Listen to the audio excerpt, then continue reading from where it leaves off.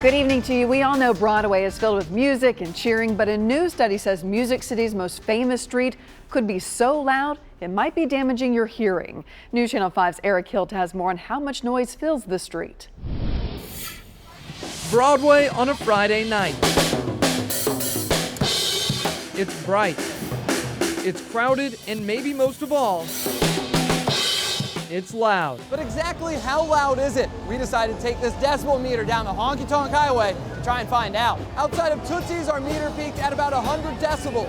Nearly 105 decibels at 4th and Broadway. And at 3rd and Broadway, outside Kid Rock's Honky Tonk and Rock and Roll Steakhouse, we got readings of 103.5 decibels. The truth is, it's really loud. We weren't the only ones hoping to put numbers to the noise. So I was a little bit anxious about it, to be honest. I've been here for just over 3 years now. Vanderbilt University Medical Center resident physician Sarah Tittman just studied the street's sometimes ear-splitting sounds. We went to 10 different locations downtown and we measured how loud it was for about 60 minutes. We had measures upwards of about 139 decibels being the max level. You shouldn't be exposed to that for more than about a minute without safe hearing protection. The dangerous noise levels can cause permanent damage, like the damage tested for in the medical center's audio booths. And we're going to start in your left ear, okay?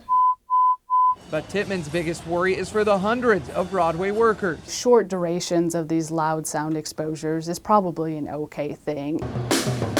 It's the day in and day out occupational exposure that I worry the most about. It's very important to protect your hearing. Steve Hawkins oversees Tennessee OSHA, the department tasked with keeping workers and their ears safe. At 85, the employer is required to provide hearing protection to the employees. If the noise level goes to 90, the employer is required to require the employees to wear the hearing protection. Hawkins says complaints from Broadway workers are unusual. Those complaints are pretty rare generally, yeah. But even if the complaints are rare,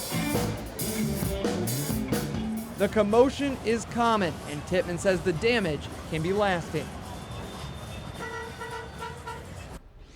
And Eric is live right now on Broadway. Eric, what can people do to protect their ears in those bars?